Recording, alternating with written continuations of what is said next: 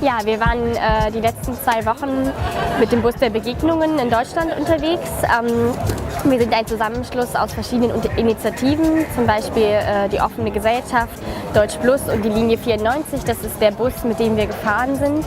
Und wir waren jetzt in 12 Städten unterwegs und haben das initiiert, um aktiv aus unseren eigenen Filterblasen herauszukommen. Das Schöne war, die Menschen selber haben bestimmt, über was sie sprechen möchten. Also sie haben, wenn sie über Geflüchtete sprechen wollten, haben wir über Geflüchtete mit ihnen gesprochen oder über Bildungspolitik, Klima oder auch irgendwelche privaten Dinge.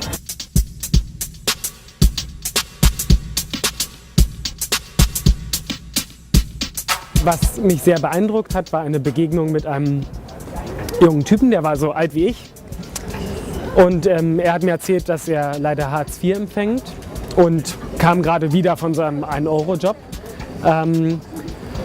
Und er hat mir außerdem noch erzählt, dass er vermutlich die AfD wählen möchte.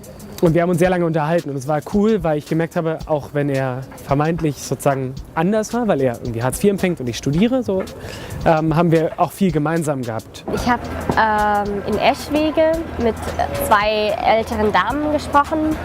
Das, was ich gehört habe von ihnen, hat mir nicht gefallen. Also es ging darum, dass ihre Enkelkinder in der Schule nach ihrer Meinung nicht mehr so viel lernen, seitdem geflüchtete Kinder in der Klasse sind.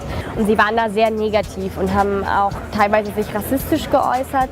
Und das hat mir wehgetan. Ich habe mir dann einen kurzen Moment so für mich auch innegehalten und habe mir dann gesagt, nein, ich höre denen jetzt zu. Ich frage nach, warum haben sie Angst vor Geflüchteten? Warum haben sie das Gefühl, Deutschland ist überfordert mit der Integration? Wir sind dann zwar am Ende auseinandergegangen mit dem Fazit, okay, wir kommen nicht so richtig überein, wir haben unterschiedliche Meinungen, aber wir haben uns zugehört und dadurch auch Verständnis geschaffen füreinander.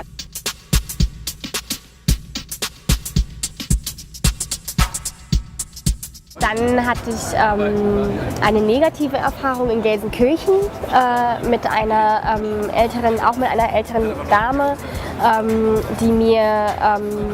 die mich für eine türkischstämmige Frau gehalten hat.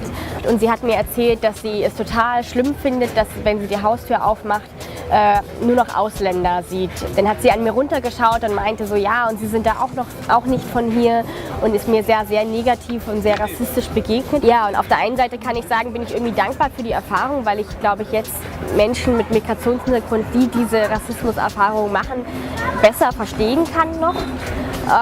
Aber auf der anderen Seite war ich auch sehr schockiert. Aber da konnte ich bei ihr leider kein Verständnis generieren. Ja. Was nicht so gut geklappt hat, schwierig. Also ich meine, wir waren manchmal vielleicht haben zu lange versucht zuzuhören und irgendwann ließ die Konzentration nach. Und irgendwann merkt man, Kacke, ich kann nicht mehr zuhören, es ist irgendwie super schwierig, aufnahmefähig zu bleiben. Und nächstes Mal würde ich sagen, okay, lass uns vielleicht ein paar Minuten weniger Begegnungen haben und dafür diese Begegnung intensiver nutzen.